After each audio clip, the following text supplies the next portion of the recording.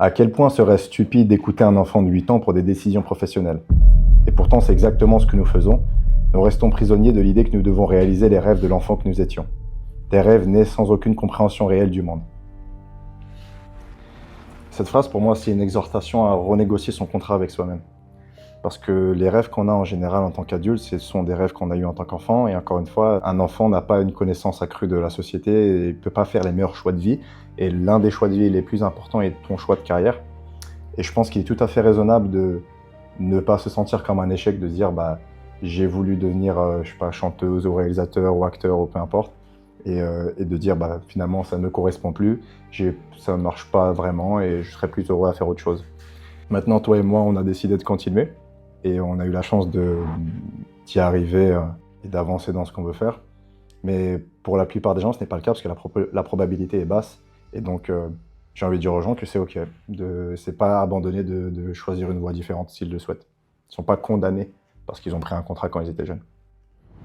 Mais moi, je le vois plus comme un dialogue, en fait. Ça veut dire que quand tu es jeune, c'est une émotion. Par exemple, si tu es jeune et tu dis « je veux devenir astronaute », ce qui est important, c'est pas « tu veux devenir astronaute », c'est pourquoi tu veux devenir astronaute.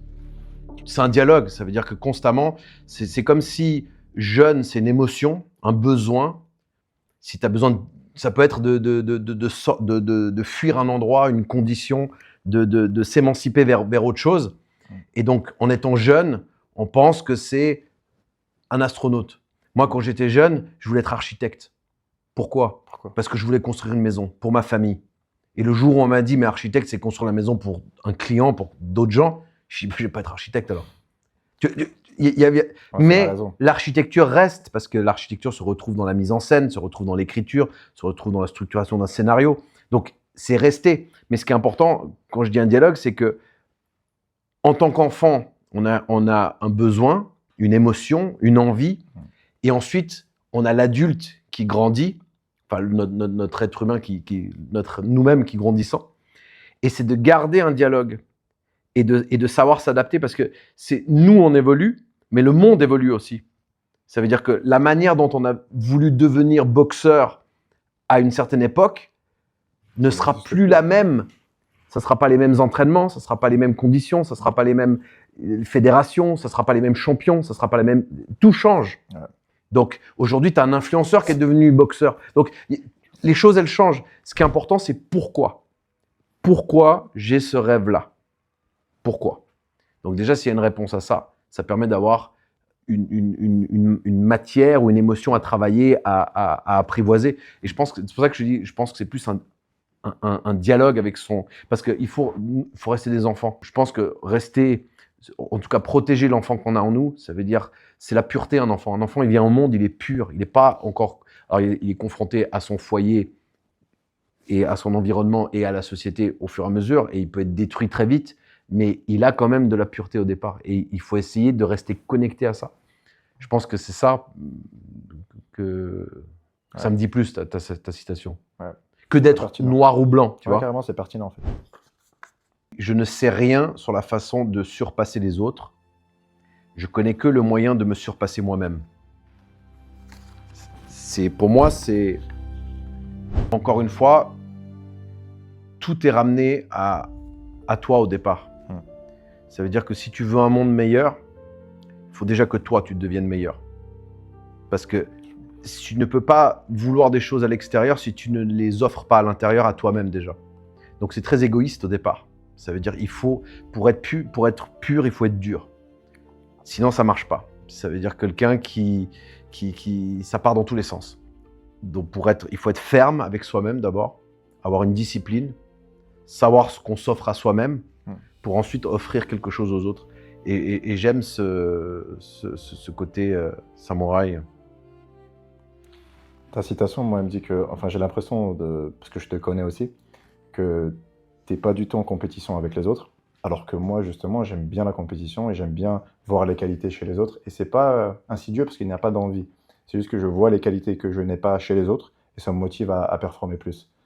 Mais toi, tu es uniquement concentré sur toi-même et tu cherches pas à te comparer. Non. Enfin, tu as raison dans ce que tu dis, mais je pense qu'on est tous uniques et ta seule chance, c'est de cultiver ta différence. C'est ça ta vraie force. C'est la différence que tu as. Parce que, je vais faire une métaphore assez simple. Si tu arrives et que tu ouvres une nouvelle boulangerie, tu vas exceller dans les pains au chocolat, tu vas exceller dans la baguette, mais tu vas très vite être en compétition et vous allez tous être au top du top de la baguette au bout d'un moment. Mais si tu arrives avec un nouveau produit que tu inventes, tu peux créer quelque chose d'exceptionnel. Karl Lagerfeld disait ça, il disait il ne faut pas suivre la mode, il faut devenir la mode. C'est-à-dire créer des choses qui n'existent pas, que seul toi tu peux faire. Jassem, qu'est-ce que tu associes, les qualités que tu observes chez les autres, comment toi tu te positionnes là-dedans et ton défaut devient ta qualité. Parce que finalement, on n'a que ça, c'est tout ce qu'on a. Si c'est imiter quelqu'un, ça marche pas. Tu regardes les émissions sur les animaux, il n'y a aucun animal qui imite un autre animal. À part pour le bouffer. Puis tu seras jamais la meilleure copie que l'original, qu'elle arrive. Ben non, puis c'est unique. Ton ADN, il est unique. Tes empreintes génétiques, elles sont uniques. Et c'est ça qu'il faut cultiver, qu'il faut protéger, qu'il faut... En fait, chaque personne est un trésor. Elle a vu des choses dans la vie de tous les jours, d'une certaine manière, avec sa perception et ce qu'elle dégage. Donc ça crée des prototypes. Donc pourquoi vouloir être comme quelqu'un d'autre en pensant que ce quelqu'un d'autre est comme ça? Alors que ça fait sens. Je trouve que c'est important, surtout dans le monde dans lequel on vit aujourd'hui, où tout s'homogénise, tout le monde est pareil, tout le monde veut être pareil en tous les cas, parce qu'on définit le succès par les chiffres. Ah, il est numéro 1, il est numéro 2, ah, il a gagné, il a truc. Très bien, c'est super, mais il est parti d'où? C'est quoi la ligne de départ? C'est ça qui est important. C'est le parcours. D'où tu es parti. Ah, tu peux pas te comparer avec des gens qui ont commencé bien plus haut que toi. Non, et puis qui peut-être ont commencé plus haut que toi sur quelque chose que toi t'estimes plus haut, mais qui en réalité n'était pas du tout plus haut. Donc c'est toujours dans la vie, souvent on a des manques à un moment donné, et donc on a besoin de quelque chose, mais après on se rend compte que en réalité c'était une bénédiction. C'est monter le mont Everest. Tu peux t'asseoir dans l'hélicoptère, arriver en haut, t'asseoir, et puis c'est pas la même chose que de le grimper et d'apprendre, de comprendre à quel moment tes doigts se figent parce qu'il fait trop froid, à quel moment il faut redescendre pour reprendre du souffle, pour ensuite remonter plus haut. Enfin, c'est ça qu'il faut aimer. Il faut aimer le processus. Et les compétences que tu développes aussi. Parce que quelqu'un qui est déjà arrivé en haut et qui n'avait pas à monter autant que toi, il va développer des plus petites compétences que toi. Tu vas avoir beaucoup plus de bagages quand tu vas arriver à son niveau. Si c'est encore pertinent ce que je suis en train de dire. Oui, mais je pense que aussi c'est le travail d'un mentor, par exemple, de faire gagner du temps à son élève. Donc c'est très bien fait tout ça. Ça veut dire que d'observer, de recevoir pour ensuite redonner et ainsi de suite. Et il faut le processus. D'ailleurs, chez les acteurs, il y a beaucoup, on cherche souvent, même moi je l'ai cherché pendant longtemps quand j'ai commencé, ce type de mentor. Et puis finalement, tu réalises que tous les êtres humains s'en foutent et que si tu n'as pas quelque chose à leur apporter, il n'y a pas beaucoup de gens qui vont te partager de la valeur. Et donc, tu deviens toi-même ton propre mentor. Et je trouve de toute façon que c'est surestimer l'idée de mentor en soi. J'avais une citation que j'aimais bien dire qui disait « Tu n'as pas besoin de mentor, tu n'as pas besoin de contact, tu as besoin de faire ta to-do list ». Et oui, surtout que plus tu montes, plus tu vas pouvoir networker avec des gens qui vont t'accepter parce que tu auras un bagage avec toi. Sauf que demain, moi, si on me dit tu vas partir 30 jours dans le désert avec un sac à dos et tu n'auras rien d'autre, je préfère discuter avec un mec qui l'a déjà fait. Parce qu'il ne va pas parler avec toi. S'il ne veut pas parler avec toi. Il aura sûrement écrit un livre que je pourrais lire et donc j'aurai l'information. Parce qu'un mentor n'est pas... Aujourd'hui, en fait, un mentor, ça peut être quelqu'un de physique, mais ça peut être un personnage historique. Tu peux lire les mémoires de Napoléon, tu peux lire la biographie de Napoléon et t'en inspirer en disant « Ok, là, il a fait des erreurs, c'est pour ça qu'il a chuté, moi, je ne vais pas faire ça comme ça. » Le mentoring, tu peux le trouver partout aujourd'hui. Ouais, en fait. Tu peux contacter un mec qui est chef d'entreprise au fin fond d'une ville qui va être très content de parler de son métier parce que personne ne lui demande. C'est pas seulement ce que notre société capitaliste valorise avec les likes et les followers. Si tu as besoin d'une information aujourd'hui, tu peux la trouver. Ouais. Il y a tout. C'est vrai. Il y a tout. Et ces gens-là, peut-être qu'il y a un mentor qui partage pas, mais il l'aura fait dans un livre, donc il l'a fait d'une autre manière. Ouais. Non, c'est vrai que je partais du principe qu'un mentor, c'est forcément quelqu'un de physique qui te donne des opportunités et qui t'apprend les dessous du métier. Mais en vérité, comme tu as dit, ça peut être des inspirations. Des mecs comme Alex Hormozy qui partagent de la valeur ou peu importe, des gens qui t'apportent de la valeur en soi, même si c'est par vidéo. C'est utile. Non, c'est pertinent. Pour gagner à un jeu où les chances sont infimes, être intelligent n'est pas suffisant. Arrivé à un certain niveau, tout le monde est brillant. Tu n'as rien de spécial. Il te faut devenir hors du commun parmi les gens hors du commun.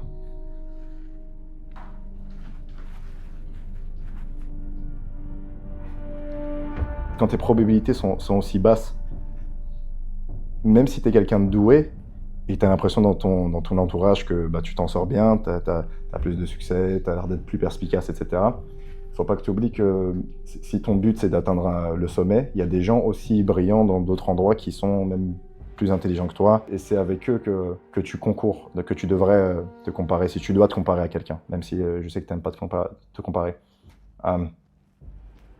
Et le fait de se reposer sur ses forces, de dire ok, j'ai ces qualités-là, c'est bien, je suis content, etc., je suis bien, je vais atteindre le sommet, c'est qu'en général, on n'a pas une bonne vision de l'ensemble. Il y a 9 milliards d'êtres humains, sur toutes les personnes de la planète, il y a des gens vraiment très, très, très, très talentueux. Et si tu as une mission qui te dit que tu veux aider beaucoup de gens, tu veux faire du bien,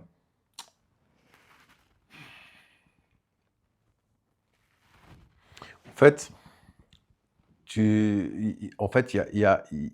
t'as un objectif. Il y a plein de choses qui vont bloquer. D'accord? Il y a des artistes, par exemple, ils étaient à Paris, des artistes peintres, ça marchait pas. Ils ont déménagé en Espagne, c'est devenu des superstars. Ils étaient dans la mauvaise pièce. Il y a plein d'éléments qui font que ça peut coincer. Donc c'est pour ça que je pense que le plus important, c'est d'être toujours dans la vérité. Donc on revient à toi, à ton intérieur, ça veut dire être en accord avec ce que tu veux. Ensuite, à partir du moment où tu veux quelque chose, il y a déjà quelqu'un qui l'a obtenu. Même si tu vas aller sur la Lune, il y a déjà quelqu'un qui a été sur la Lune. Donc, on va prendre ce cas extrême. Je veux, demain, construire ma propre fusée pour aller sur la Lune. Comment je fais? Il faut que je sois honnête avec moi-même, donc introspection. Où j'en suis? Moi, Barthélemy Grossman, aujourd'hui, est-ce que j'ai l'argent pour fabriquer une fusée? Non. Est-ce qu'en faisant ce que je suis en train de faire, je vais arriver à fabriquer cette fusée? Non. Ok. Est-ce que je connais quelqu'un avec qui j'ai envie de m'associer qui est capable de financer la fabrication de cette usine, de cette fusée? Non. Est-ce que comment je vais faire? Qu'est-ce que je sais faire? Ah, je suis assez doué pour, par exemple, faire des affaires. Eh ben, je vais d'abord monter un business, gagner de l'argent. Une fois que j'ai de l'argent, j'ai créé un réseau, j'ai créé une confiance. C'est-à-dire que les gens, ils ont dit, OK, lui, il est parti de rien, il a acheté 50 parkings et aujourd'hui, c'est un mania de l'immobilier parce qu'il a tout hypothéqué, il a acheté des studios, des appartes, des maisons, là, il fait du préfabriqué, j'en sais rien. Mais, et je me dis quel âge j'ai? J'ai ce rêve-là à 20 ans, ça va me prendre jusqu'à 40 ans pour devenir millionnaire.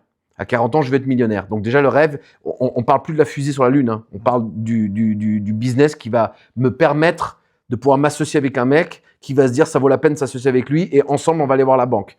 Et entre-temps, je me suis renseigné de combien ça coûte de débaucher des scientifiques, des ingénieurs.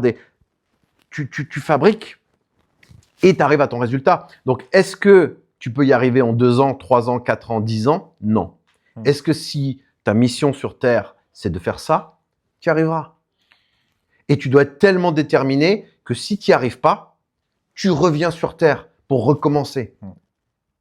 Et il n'y a aucune raison que tu n'y arrives pas. Bien sûr.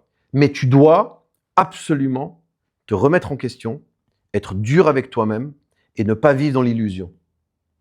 Parce que tout ce qui a été fait par l'homme, tu peux le refaire. Ouais. Il y a des réussites qui sont extraordinaires, où les gens sont partis de beaucoup plus bas que de ce qu'on peut imaginer. Donc, il faut commencer dans la gratitude. Se dire, qu'est-ce que j'ai? Je suis un jeune homme, j'ai de l'énergie. Ou une jeune femme. ou une jeune femme, là je parle pour nous, et j'ai des amis, j'ai un cerveau ambitieux, complètement fou, j'ai tout ça, je suis bosseur, je suis en bonne santé, si tu as de la chance, donc tu as déjà tout ça. Donc c'est énorme. C'est énorme. Et à partir de là, tu t'occupes du reste. Tu travailles, tu analyses. Mais c'est pas s'obstiner, parce que tu peux t'obstiner dans la mauvaise direction. C'est d'analyser les choses, d'être honnête, d'essayer de comprendre, de prendre du recul. Tu vois, souvent on joue aux échecs comme ça, on n'a pas on veut les choses vite. Évidemment qu'on les veut vite. Évidemment, quand tu as 14 ans, tu veux devenir une superstar, mais tu n'as pas envie d'être une superstar à 60 ans. Ouais. Mais au final, on s'en fout de la superstar. Ça, c'est justement le packaging de la société. Ce qui est important, c'est pourquoi tu veux devenir cette superstar. Parce que je veux ça, parce que je veux ma famille. Ok. Je veux être aimé. Voilà. Mais c'est aussi des mensonges qu'on se dit à soi-même. Je fais ça pour ma famille. Bon, finalement, tu fais pas grand-chose pour ta famille. Parce que tu le fais pour toi, parce que tu as besoin d'amour, tu as besoin de choses. Donc, tout ça, il faut l'analyser. Et pour ça, il faut se renseigner. Parce qu'il y a des gens qui sont déjà passés par là. Moi, j'ai rencontré de très grands amis dans les livres. Où tout d'un coup, tu lis un auteur et tu te dis, mais qu'est-ce qu'il raconte? Comment est-ce qu'il comprend ce que c'est qu'un transclasse? Comment est-ce qu'il comprend que là où il est en train d'aller, il se sent pas chez lui, et de là où il part, il se sent plus chez lui, et il est dans une bulle au milieu. Et c'est quoi ce truc de transclasse? Je savais pas ce que c'était, j'ai jamais fait d'études. Et tu découvres, et tu te renseignes, et tu vois, et tu te dis, ok, c'est pour ça que j'adore les gens qui viennent d'un autre endroit, qui ont traversé l'enfer pour arriver ici. J'ai plus de respect pour eux que du mec qui a traversé la rue. Pourquoi? Ça veut pas dire qu'il est moins bien ou mieux, mais moi, ça me parle, ça me touche, parce que moi-même, j'ai eu un rêve qui était trop loin et j'ai dû y aller, me déplacer, parce qu'il y a tout ça. Ouais, évidemment. Mais la citation que je t'ai partagée, elle n'est pas sur le pessimisme ou même sur la durée. Évidemment que ça prend du temps et ça ne signifie pas que tu ne vas pas réussir à faire ce que tu veux faire. C'est juste que tu dois être beaucoup plus excellent que ce que tu penses. Tu dois être excellent parmi les gens excellents. Si tu te fais confiance, si tu développes ta différence, tu seras déjà au-dessus des autres. Parce qu'ils n'ont pas. Ils n'ont pas accès à ça. Maintenant, si tu veux être comme eux, tu seras toujours en retard. Parce qu'eux sont plus forts dans ce qu'ils font. Mais si tu es exactement... Tu cultives ta force à toi. Alors attention, ça peut prendre beaucoup de temps de le trouver, de le découvrir, parce qu'au début, on va se moquer de toi, tu vas te sentir bizarre parce que tu as envie d'être accepté, tu as envie de te comporter comme les autres. C'est l'effet de groupe, il y a ça dans toutes les tribus, ou chez tout le monde. Mais une fois que tu découvres qui t'es, une fois que tu sais qui tu es, on revient dans les valeurs aussi. C'est ça qu'il faut cultiver. Et donc après, tu as une vision. Et cette vision, tu la tiens. Et il faut la tenir suffisamment longtemps pour qu'il n'y ait plus de compétition. Ça veut dire qu'il n'y a plus de compétition. C'est-à-dire que tu es parti tellement loin dans ta construction de rêve, il n'y a plus de compétition. Et là, tu peux être heureux quand tu croises quelqu'un qui est déjà plus loin dans le parcours. Tu vas te dire, waouh, j'adore. Moi, le talent, c'est beau. C'est beau le talent. Quelqu'un qui a du talent et qui en a conscience et qui le travaille. On s'en fout qu'il y ait des travers de temps en temps où quelqu'un va être un peu dans l'ego.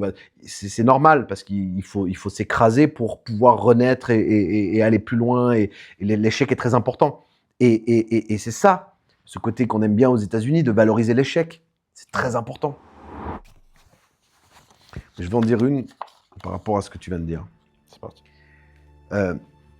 Ne laisse pas ta flamme s'éteindre, étincelle après précieuse étincelle, dont les eaux purides du presque, du pas encore ou du pas du tout.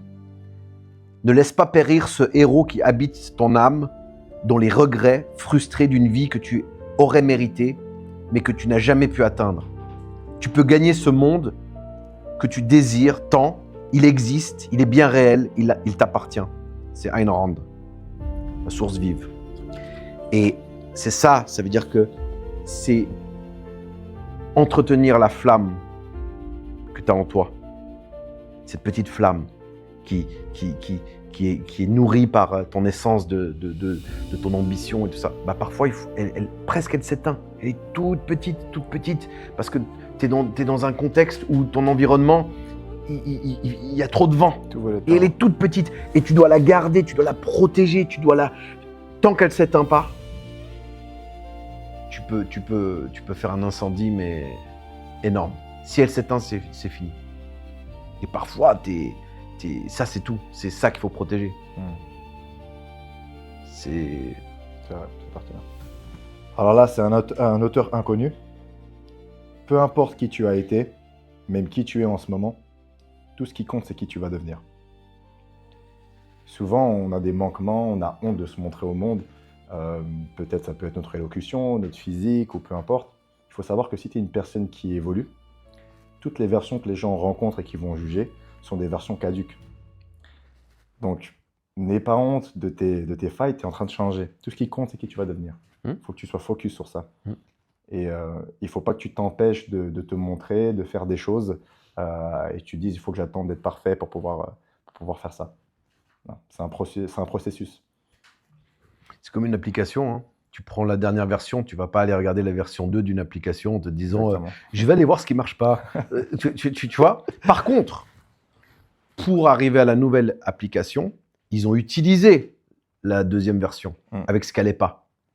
Les clients, ils ont dit « Ah, ça c'est nul. Ah, ok, c'est nul. Alors dans la version 3, on va essayer de l'améliorer. » Et ainsi de suite.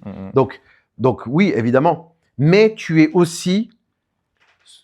Tu es maintenant ce que tu as été dans ton passé. Ça fait partie de ton ADN, de ce que tu es. Et tu deviendras demain ce que tu fais aujourd'hui. Aujourd'hui, c'est ton plus gros levier. Ouais, c'est vrai. Le présent, c'est ton plus gros levier. Tout ce que tu penses, tout ce que tu dis, les gens que tu côtoies, pourquoi, comment, c'est ce qui va définir ton futur. C'est pas le futur, il va pas arriver. Le futur se construit à l'instant. Ouais, tout ce que je viens de te dire, c'est déjà du passé. Donc, c'est important. Et le passé, ce qu'il faut se dire, ce que je dis, pour te rejoindre sur ce que tu me dis sur ta citation, c'est que peu importe d'où tu viens, tu peux toujours aller où tu veux. Ouais. Tu peux tout améliorer. Tu peux tout améliorer et encore une fois, on revient sur la compétition avec toi-même. C'est d'où tu es parti, toi. C'est-à-dire que si tu as commencé et que tu étais illettré, par exemple, et que maintenant, aujourd'hui, tu parles français, anglais, japonais, italien, espagnol, et que t'imagines la réussite déjà. Ouais. Donc, c'est toi de ne pas toujours être... Ça ne veut rien dire. On l'a eu avec les influenceurs ou avec les téléréalités. C'est quoi le succès du capitalisme? Tout ce qui monte redescend. Mais tout ce que tu acquiers en compétences reste. C'est pertinent. Tu as une dernière citation à partager avant qu'on passe aux questions? Mais non, moi j'en ai une que de moi-même. Que toi-même. Qui est, je la dis toujours en anglais dans mes projets, mais the secret is to never stop. Le secret, c'est de ne jamais s'arrêter. Ça, c'est le secret parce que des fois, quand on a une vision pour aller quelque part, il faut aller au bout du bout pour qu'on puisse la présenter au monde. Si on s'arrête trop tôt, on voit rien en fait. Donc il faut aller jusqu'au bout du bout et ne jamais s'arrêter. Jamais s'arrêter. Et jamais s'arrêter, ça ne veut pas dire d'aller en ligne droite. Ouais. Parce que par exemple, quand ils ont envoyé des fusées sur la Lune, ils ont un appareil qui calcule la trajectoire. 97% du temps, elle est hors trajectoire, la fusée. C'est juste combien de temps tu restes hors trajectoire. C'est-à-dire que tu fais ça pour aller à ton objectif. Okay. Maintenant, si tu fais ça, c'est confortable. J'adore, c'est bien. Plus longtemps tu restes dans le mauvais train, plus dur ça va être pour revenir. Mais si tu fais quelques stations de trop parce que tu as besoin de cette force pour pouvoir enfin respirer un peu et dire je vous emmerde, je vais retourner à mon objectif. Toi, il faut toujours faut savoir où tu vas. Et moi, j'aime bien le comparer au voyage, en fait. Si tu as décidé d'aller, tu vas aller en Amérique. Tu as une destination. Tu peux visiter d'autres pays avant d'y aller. Mais si tu fais visiter que des pays qui sont à l'opposé de là où tu vas aller, tu n'iras jamais. Ce qui compte, c'est la destination, peu importe comment tu fais pour y aller. Que tu prennes chemin 1 ou 2 ou 3, peu importe. Il y a des gens que, en l'occurrence dans le cinéma, qui réussissent en ayant fait un film qui a marché. Il y a d'autres personnes, comme tu as dit, qui ont eu des entreprises qui ont financé dans le cinéma. La notion de je dois être choisi pour réussir, et avec ça, je vais avoir la fame, l'argent, et je vais pouvoir faire tout l'art que je veux. Tu n'es pas obligé de la faire d'une façon. Tu peux arriver par la porte de derrière, tu peux arriver par la cheminée, tu peux arriver par la fenêtre. Tout ce qui compte, c'est que tu sois épanoui à la fin. Oui, Que parce tu qu'au fasses ce que tu final, veux. l'argent, le pouvoir, le succès doivent te servir à créer plus. Ouais. Sauf si tu n'es pas un vrai créateur et que tu as juste envie de faire la fête et puis d'être reçu partout. Mais ça, c'est encore autre chose. Ce qui C'est n'est pour pas ça mauvais que, non plus, c'est je prends pas chacun. oui, c'est propre à chacun, mais il faut se poser les bonnes questions. Parce que c'est, encore une fois, c'est comme je disais tout à l'heure, si quelqu'un se ment dans son objectif, bah, il va y avoir un problème quelque part. Parce que l'univers, il est très bien fait. Parce qu'au final, il n'y a qu'une vérité, hein. C'est l'intelligence universelle. Donc déjà, si tu regardes ailleurs que la nature, tu te trompes de regard. Parce qu'une graine, quand tu la plantes au sol et que ça pousse pas, c'est qu'il y a soit t'arroses pas, soit il n'y a pas de soleil, ou soit le terrain n'est pas fertile. Mais un sapin, ça reste un sapin. Donc une graine de sapin, elle va pas devenir mauvaise herbe pour s'adapter au terrain. Elle va pas pousser ou elle va peut-être mourir. Mais il y a une logique en fait dans la nature.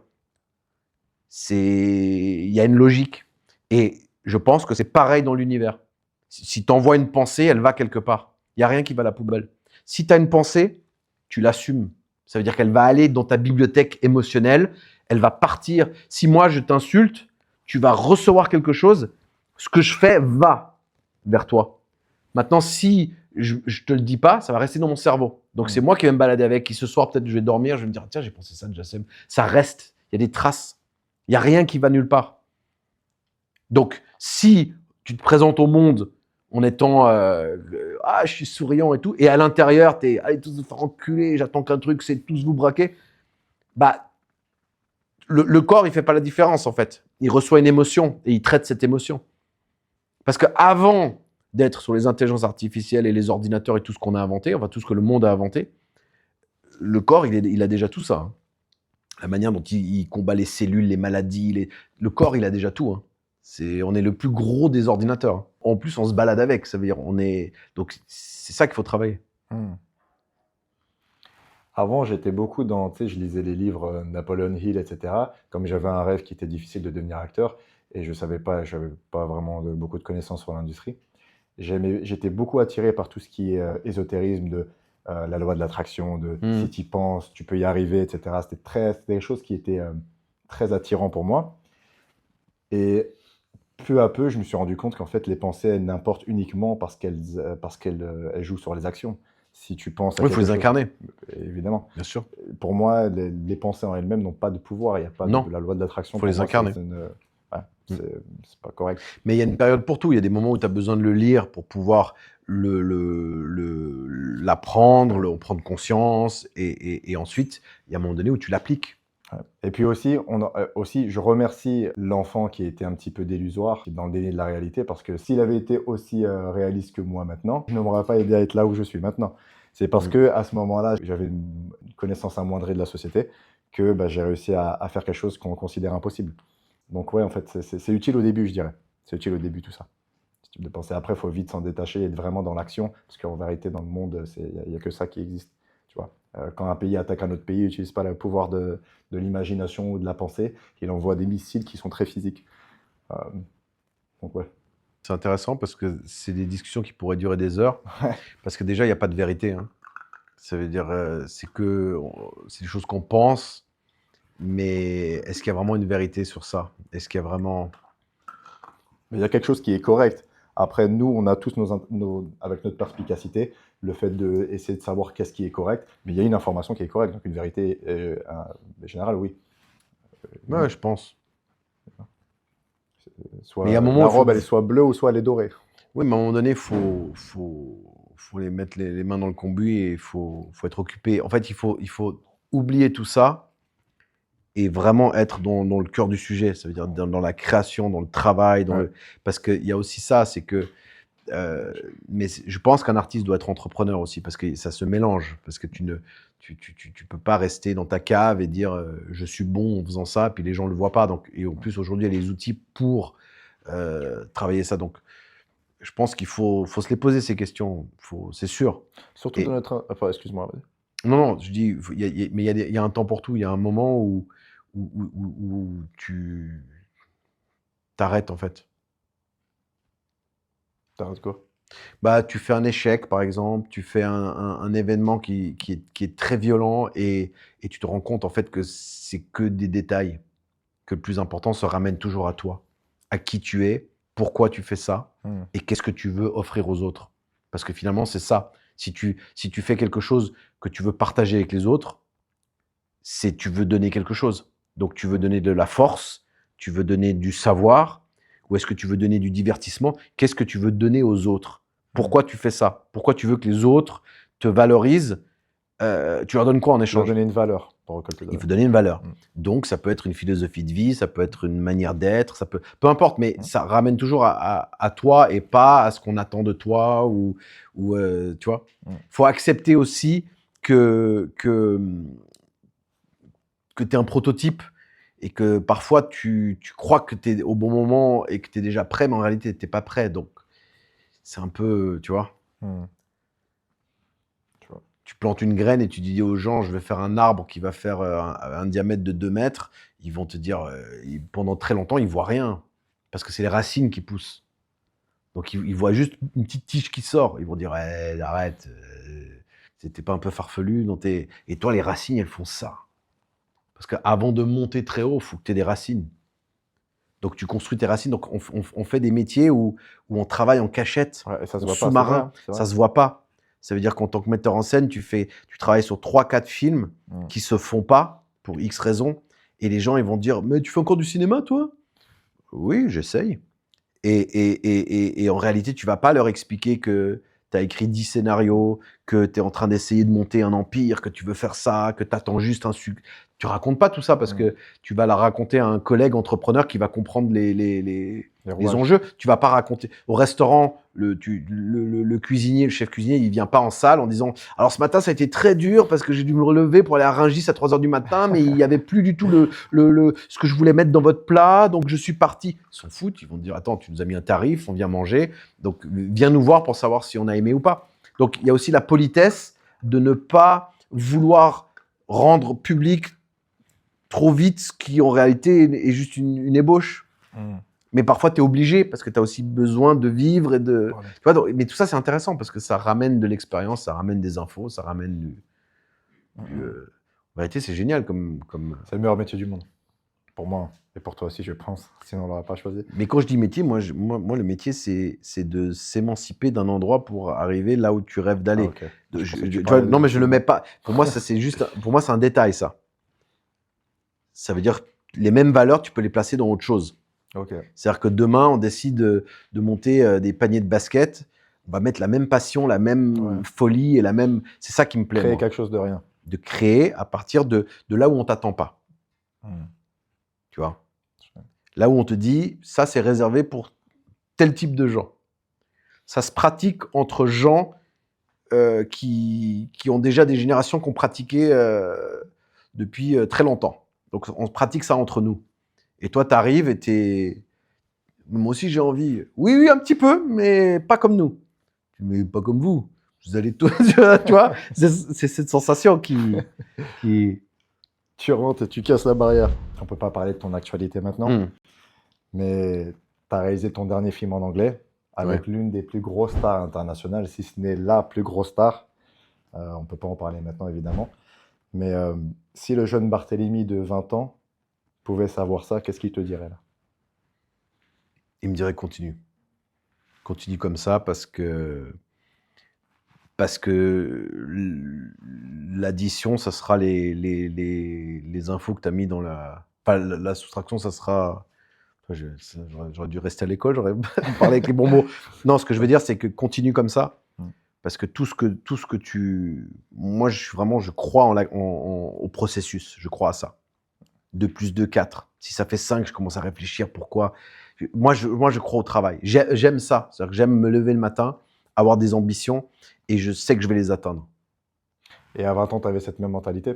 J'ai toujours eu. Donc ça veut dire que là, si le jeune toi, il serait pas impressionné de savoir cette information? Il serait il serait très fier. Mais il le savait. Mais moi, j'ai demandé une chose un jour. J'ai demandé au ciel de me donner une seule chose. Une seule chose. C'était quoi? J'ai demandé. Mais je l'ai vraiment demandé. Ça veut dire quand j'avais rien et que j'ai arrêté mes études à l'âge de 15 ans et que je suis parti à la guerre, j'ai demandé à Dieu une seule chose. C'est de me donner la force de ne jamais arrêter. De ne jamais abandonner. C'est tout ce que je demandais. Le reste, je m'en occupe. Et il me l'a donné. Ouais. C'est pour ça que ma phrase, c'est « The secret is to never stop ». Et il m'a Okay. donné, c'est la seule fois où j'ai demandé quelque chose. Je n'ai jamais regardé le ciel en demandant quelque chose, si ce n'est ce moment-là. Et c'est pour ça que je ne doute pas sur ce que je veux construire. Et c'est pas, encore une fois, ce que je veux construire, c'est ce que j'aimerais laisser aux autres. C'est l'énergie que j'aimerais donner aux autres. J'aimerais vraiment être un exemple pour des gens qui se disent « mais si lui, il y arrive, je peux y arriver aussi ».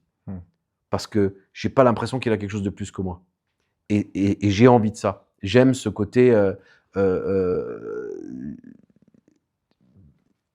poster dans la chambre de l'ado qui, quand rien ne va, il regarde son idole et il se dit « moi aussi, je peux y arriver ». Parce qu'il n'avait rien pour lui et il y est arrivé. Et c'est ça que j'ai envie de créer comme émotion. Alors, c'est très ambitieux parce qu'il faut aller très loin dans un domaine pour créer ça. Et peut-être que tu n'y arriveras jamais. Ouais. Là, je parle à moi, j'y arriverai jamais. Pour moi, tu y es déjà arrivé. Non, parce que c'est peut-être pour une personne. Imagine s'il y a une personne au monde qui se dit je vais aller partir à la route. Moi, je vois, en fait, tous les gens qui essayent de faire quelque chose à partir de peu importe du niveau, parce qu'il ne faut pas juger, t'es mieux né, t'es moins bien né, parce que ça dépend de l'ambition que tu as. Moi, ce que je trouve, c'est que tous les gens qui ont une ambition, qui par rapport à l'endroit où ils sont, tu peux déjà être très riche et avoir une ambition qui est encore plus grande. Bien sûr. Moi, je considère ça comme des collègues, comme des partenaires, comme des soldats. C'est-à-dire, on est des guerriers, on est des frères, et on est dans une même... Il y en a beaucoup qui tombent au combat au fur et à mesure, qui abandonnent leurs rêves, qui n'ont pas réussi à rester qui se sont fait détourner par autre chose. Et tout d'un coup, c'est aussi réussir pour eux. Réussir pour tous ces gens qui ont eu des étoiles dans les yeux et qui ont eu à un moment donné un rêve. C'est ça qui... Je sais même plus, je me suis perdu parce que je sais plus à quoi je répondais, mais donc je dirais au petit Barthélemy, je lui dirais continue comme ça, parce que tu n'y es pas encore. T'as fait des belles choses, mais avant de faire des belles choses, j'ai surtout rencontré des belles personnes. J'ai rencontré des gens incroyables. C'était Brad Pitt qui disait ça, c'est pas vraiment ce qu'on fait, mais c'est les gens qu'on rencontre pendant ce qu'on fait. J'ai rencontré des gens incroyables. Et ça me fait dire que déjà j'ai envie d'être quelqu'un d'incroyable en essayant de redonner ça, mais les gens que j'ai rencontrés sur mon parcours, si on m'avait dit ça, si on m'avait dit au petit Barthélemy, voilà la liste des gens qui vont avoir de l'estime pour toi et que tu vas aimer, là je me serais dit, t'es sûr? Tu vois?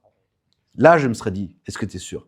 T'en tirerais plus de gratitude que les films que t'as fait, bien qu'ils sont précis. Ça c'est un détail tout ça. Ça c'est faux. C'est la matière, c'est des détails. Mais l'humain que j'ai vécu, il est... Tu vois? Et j'ai eu la chance dans mon parcours de rencontrer des gens qui m'ont donné beaucoup, là où je voulais pas, où j'attendais pas. En mai 2010, tu montes les marches avec Mads Mikkelsen pour un projet que tu développais à l'époque, un gros projet international. Et à cette époque-là, ou en tout cas dans la carrière d'un réalisateur, c'est le big break que tout le monde désire. Ce projet finalement ne se fait pas. Déjà, est-ce que tu peux nous parler de comment ça s'est passé, comment tu as eu cette opportunité et comment surtout tu te relèves et t'avances jusqu'à arriver là où tu en es maintenant? Je vais répondre à ta question en répondant de façon détournée. Okay. C'est que, en fait, quand tu fais ces métiers-là, réalisateur par exemple, tu auras plus de projets qui ne se font pas que de projets qui se font. Ça fait partie du quotidien quand tu as une ambition, ça veut dire c'est quand même des projets. Le cinéma, c'est rassembler un gros budget avec beaucoup de gens, avec beaucoup de paramètres. Et donc, d'y aller à la guerre et d'essayer de monter les choses, j'ai eu beaucoup de films comme ça qui ne se sont pas faits. Et la conclusion que j'en tire souvent, c'est que j'en suis responsable aussi. Parce que ça veut dire que tu amènes de l'ambition, tu amènes de l'énergie, tu pousses les gens. Et peut-être qu'il fallait attendre un peu, peut-être qu'il fallait... On ne saura jamais. Mais il y a des concours de circonstances aussi. Donc, quand on finance un film qui est à 12, 15, 20 millions, il y a énormément de partenaires. Il y a un moment donné, il y a des choses où il faut y aller, même si ce n'est pas prêt. Et après, on ne peut pas le maîtriser. C'est impossible. Mais ça fait partie c'est-à-dire que le jour où ça s'est arrêté, ça a été très dur. Mais j'écrivais déjà autre chose. Le lendemain matin, je me suis réveillé en écrivant un projet que je pourrais maîtriser, que je ferais tout seul. Donc c'est un peu de toujours transformer le négatif en positif pour ne jamais subir une situation. Moi, c'est ça qui est important pour moi, c'est de toujours être dans la créativité. Ok, le film se fait pas, très bien. Il me reste mes jambes, mon cerveau, mes bras. La petite flamme, elle est très basse parce que je sens que j'ai qu'une envie, c'est de respirer. Généralement, quand ça arrive, tu n'as pas d'argent. Donc, tu te retrouves dans une situation où tu ne sais pas où tu dors, tu ne sais pas comment tu fais, donc tu te retrouves dans un canapé que tu ne connais pas. Enfin, tu dois réorganiser ta vie parce que tu as tout mis pour que ça se fasse. Donc, tu te retrouves dans cette situation, mais tu la connais, cette situation. Tu viens de là. Mais c'est fou quand même que tu peux passer de 0 à 100 dans cette industrie, c'est la seule industrie. Oui, mais sauf que si, encore une fois, pourquoi tu fais la montée des marches? Tu fais la montée des marches parce que le projet est en train d'être financé, donc il faut faire du buzz, il faut ci, il faut ça. Mais je m'en fous de la montée des marches, moi. Le moment que je vis de la montée des marches, je ne l'ai pas vécu. J'ai même pas envie de monter les marches. Moi, j'ai envie de monter les marches pour un film que j'ai pas encore tourné? Non. Aucune envie. Je le fais parce que c'était la stratégie de financement pour pouvoir attirer des vendeurs internationaux et faire le projet. Mais donc, je monte pas les marches en me disant « je suis arrivé, j'étais l'acteur, j'étais le truc ». Non. Le jour où j'ai un film que j'ai fait et qui est invité dans un festival et je monte pour le film, là, oui, j'essaierai de prendre le temps en me disant wow, « c'est génial quand même ». Mais là, c'était pas le cas. Okay. Donc, c'est vu de l'extérieur que ça se présente comme ça. Mais moi, le lendemain, je suis sur autre chose. Ça, c'est que de la stratégie. C'était de la stratégie de financement. Donc, ce n'était pas quelque chose qui émotionnellement était vécu. C'était plus la montée des marches, c'est à 18h. On y va, ok. On va au McDo après. On va au McDo. Non, mais voilà, ça ne m'intéresse pas, ça. Moi, ce qui m'intéresse, c'est de faire le film. Ouais. Tu fêtes pas la victoire trop tôt. Tu fêtes pas la victoire trop tôt. Non. Moi aussi, sur tous les films que je produis ou même les projets que je monte, avant même qu'ils soient vendus ou quoi, j'en ai déjà un autre. Comme ça, s'il ne marche pas, je peux enquiller directement. Je n'ai pas besoin de la monter sur l'échec. Et je pars directement sur l'autre. Tu travailles souvent avec Luc Besson. Et quand je t'ai dit que je jouais dans Dracula, tu le savais déjà. Déjà, comment vous vous êtes rencontrés et qu'est-ce qui fait que vous vous êtes entendus aussi bien? Alors, je l'ai rencontré à l'époque, quand j'ai fait 13 mètres carrés, mon premier film. Je faisais partie des révélations pour les Césars. Avec Thierry Lhermitte, Bérénice Bejo. Voilà. Et en tout cas, en tant que jeune acteur, je faisais partie des révélations. Et il fallait trouver un parrain pour aller au César. C'est toi qui les choisis, les parrains, ou c'est eux? Non, chaque acteur choisit un parrain et donc il va au César parce que la soirée des Césars, il y a une grande soirée où il y a le tapis rouge, ils prennent des photos et tout ça. Et les photographes, les journalistes ne savent pas qui sont les jeunes révélations, donc ils viennent avec quelqu'un de connu et c'est ça qui fait que ça met la lumière dessus. Et moi, à ce moment-là, j'avais dit je veux Luc Besson ou personne. Luc Besson n'était pas disponible, donc je suis allé tout seul et je n'ai eu personne. Et plus tard, quand j'étais à Los Angeles, j'ai rencontré Luc, je suis allé le voir, j'ai écrit une lettre, je suis allé à son hôtel et j'ai rencontré quelqu'un d'incroyable. C'est-à-dire que j'ai rencontré quelqu'un qui... Moi, quand j'étais jeune et que je voulais faire du cinéma, j'ai toujours dit je rêve de collaborer avec Luc Besson. Moi, j'étais un grand fan de ses films et de l'homme orchestre, ça veut dire le côté mogul, entrepreneur, empire. Moi, j'aime ça dans le cinéma aussi. Je trouve que c'est de créer quelque chose et ensuite donner des opportunités à d'autres gens et pouvoir faire profiter de ta puissance pour créer d'autres choses, je trouve ça, moi, ça m'intéresse. Ça revient sur le partage et sur ce qu'on peut redonner.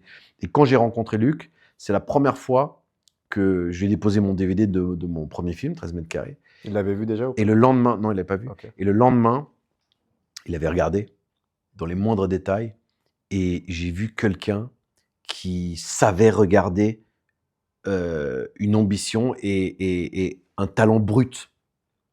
Moi, quand je l'ai rencontré, j'étais jeune et j'étais dans une énergie où c'est comme si tu as un puits de pétrole, mais tu n'as pas de baril pour le vendre. Donc ça jaillit de partout, mais tu peux rien en faire. Il y avait ce côté-là. Et on a connecté sur ça. Ça veut dire, lui a commencé comme ça aussi, quand il a fait son premier film, Le Dernier Combat. Et donc il y avait j'avais l'impression de rencontrer un partenaire. J'avais l'impression de rencontrer quelqu'un qui me comprenait, avec qui je pouvais échanger et qui était ambitieux et qui comprenait voilà, tu as l'impression de faire la même chose. Et ensuite, c'est quelqu'un qui a toujours été fidèle. Toujours.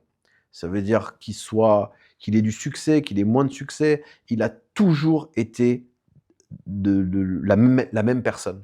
Ça veut dire, j'envoyais un message, il me répondait, toujours bienveillant. Je le voyais régulièrement, une fois par an, boire un café, discuter. Il me donnait des conseils. C'est quelqu'un qui, quand j'ai eu des échecs, des choses qui ne se sont pas faites, il était pareil. Il disait, tu dois peut-être faire attention à ça, peut-être que tu aurais dû faire ça, peut-être que c'est ta faute. Apprends à écrire, apprends à faire ça, apprends à faire ci. Et j'avais pas envie d'entendre ça. Non, je suis un toxico, faut que je tourne. Oui, mais soigne-toi, parce que tu sais bricoler, maintenant, il faut peut-être passer à l'étape d'après. Donc, il y avait tout un... Moi, c'est quelqu'un que c'est incroyable ce qui m'a... T'apprécies beaucoup. Ouais. Et tu penses, c'est quoi comme trait de caractère qui lui a plu chez toi? Bah, peut-être qu'il s'est reconnu dans le côté ambitieux, travailleur, parce que c'est un bosseur. C'est un bosseur, il fait que ça. Il travaille du matin au soir. C'est quelqu'un, c'est incroyable. Moi, je suis un grand bosseur, mais que quelqu'un m'impressionne dans le travail, c'est très, très, très, très, très, très, très rare. Dans le cinéma, j'en ai jamais rencontré. Ça veut dire c'est quelqu'un... Il n'y en a plus chez les entrepreneurs, tu penses? Il n'y en a plus chez les entrepreneurs, tu penses? Je sais pas.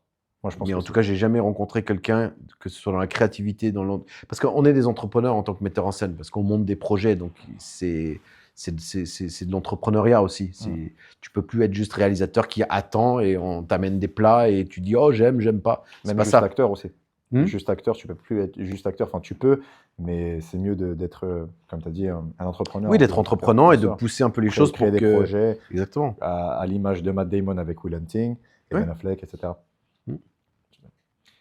Qu'est-ce que tu penses qui sépare les gens qui réussissent de gens qui ne réussissent pas dans le cinéma?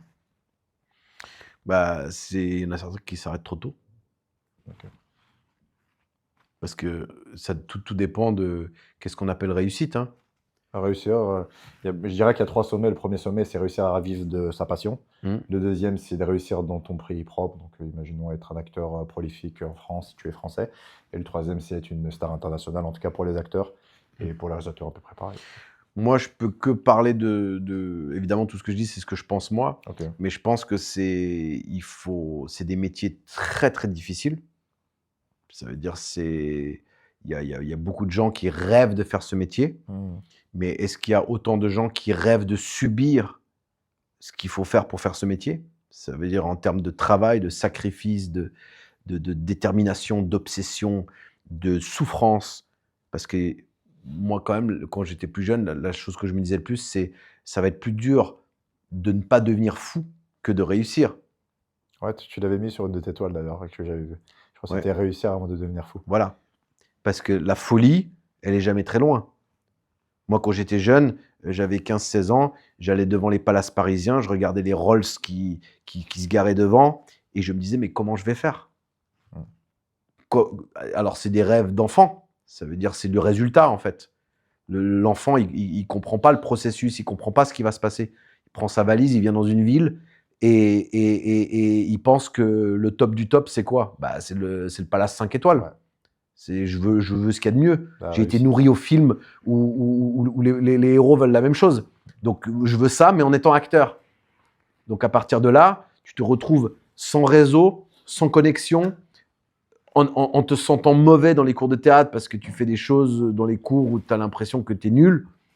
Et le soir, tu es devant le palace et tu te dis un jour je vais être comme ça.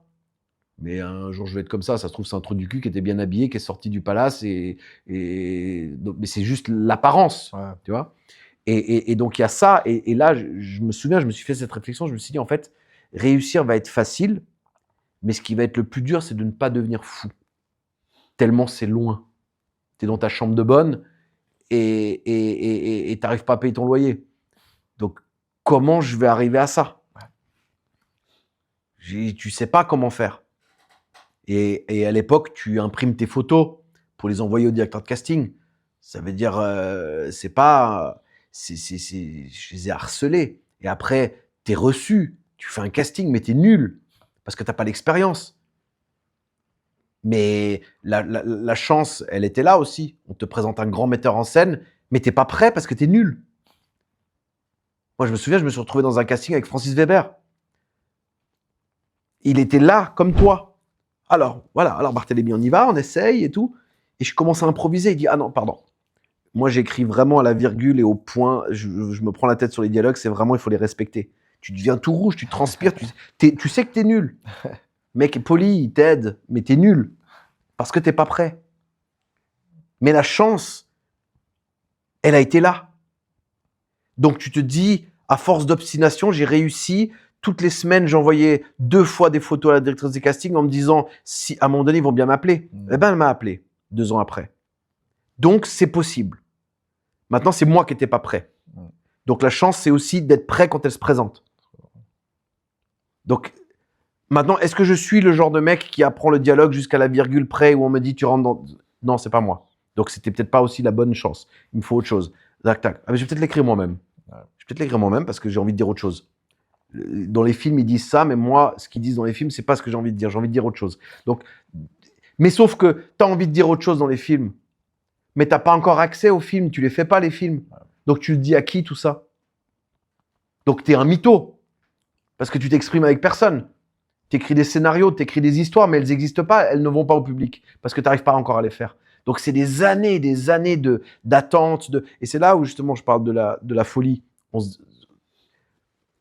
D'arriver à trouver un équilibre. Et c'est pour ça qu'il y a la peinture qui est arrivée aussi. Parce qu'à un moment donné, la peinture, tu crées et ça existe. Ouais. Alors que le cinéma, c'est tellement lent. C'est tellement onéreux. Tu dois faire un film avec plusieurs millions d'euros ou de dollars. Ça prend plus de temps que de mettre de la peinture sur... Maintenant, tu as des iPhones dans ta poche. Ouais, mais ça... Je sais que Martin Scorsese dit, si vous voulez faire un film, prenez votre iPhone, ouais, mais va faire la compétition avec Avenger avec ça. Bon courage.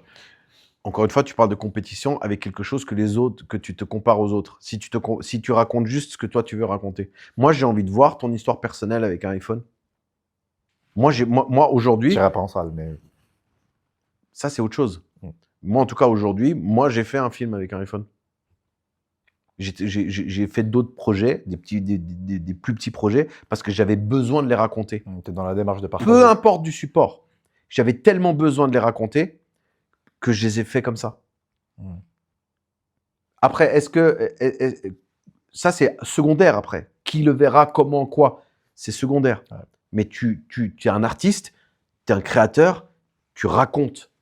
Et quand demain, tu feras Avengers 2 et que tout le monde te dira « Ah, Jassem, c'est magnifique !» Tu diras « Attendez, j'ai une valise avec 15 films que vous n'avez pas vus qui sont géniaux aussi. » Et ils les regarderont parce que tu as fait Avengers 2. Mais si tu les as pas fait, tes 15 films qui sont dans ta valise, c'est quoi ton empreinte artistique?